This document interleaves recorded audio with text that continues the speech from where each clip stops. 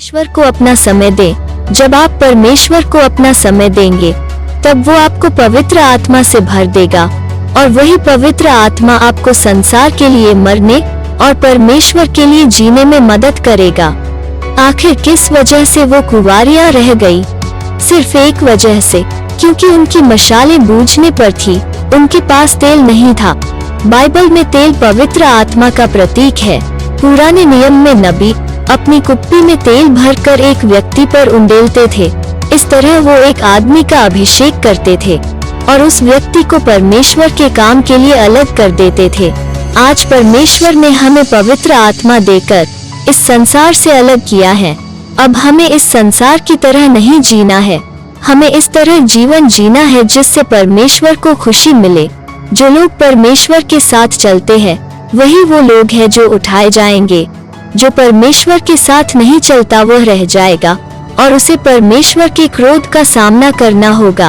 आज भी देर नहीं हुई है, हम आज भी परमेश्वर से माफी मांगकर एक नए जीवन की शुरुआत कर सकते हैं।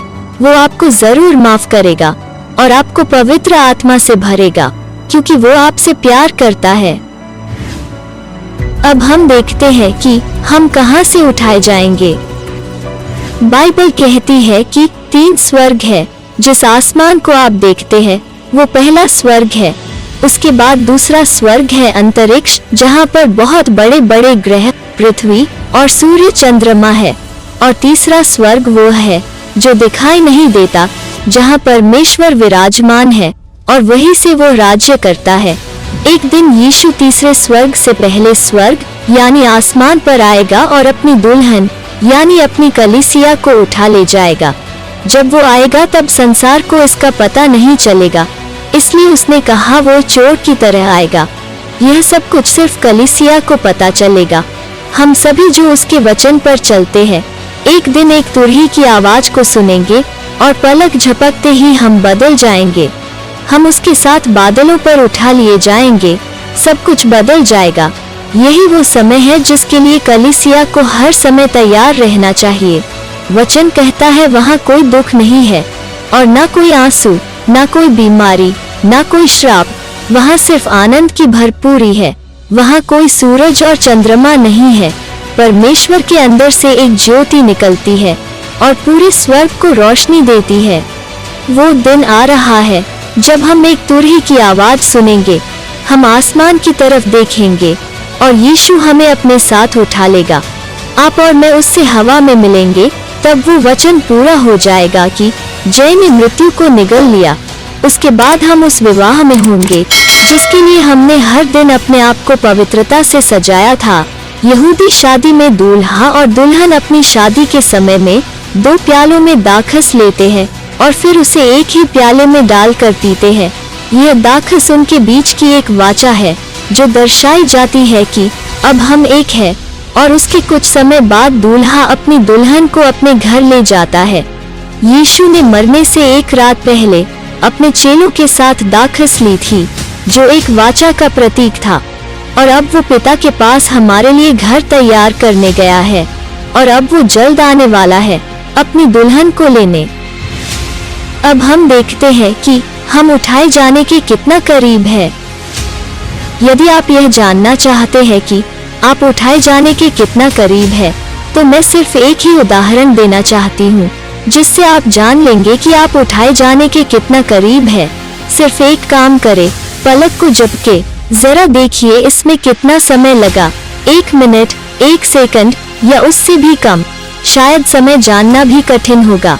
बाइबल कहती है पलक झपकते ही सब कुछ बदल जाएगा और हम उठा लिए जाएंगे। यीशु ने कहा उसके आने से पहले सुनामी आएगी, बड़े बड़े भूकंप आएंगे, राज्य पर राज्य चढ़ाई करेंगे, महामारी फैलेंगी। यह सभी बातें हमने अपनी आँखों से देख ली है। यीशु ने कहा जब यह सब कुछ हो उस समय अपनी आँखें आकाश की ओर लगाना, क्योंकि तुम्हारा छुटकारा निकट होगा। याद रखें, परमेश्वर ने यह तकलीफें हमारे लिए नहीं ठहराई है, पर उसने हमें यह सब एक चिन्ह के तौर पर ठहराया है ताकि हम यह जान पाए कि वो आ रहा है और हम तैयार रहे। कुछ लोग कहते हैं कि कलीसिया को सताव से गुजरना होगा, पर याद रखें सताव तो तब से ही है जब से कलीसिया बनी थी। यीशु के सभी चेले उसके लिए शहीद हुए थे। किसी को तलवार से मारा गया, तो किसी को जला दिया गया, तो किसी को क्रूस पर चढ़ा दिया गया। हर सदी में सच्चे विश्वासियों को सताया गया है। प्रभु के आने का मुख्य चिन्ह सताव नहीं था, पर वो बातें थी जिसका ऊपर मैंने आपसे जिक्र किया है।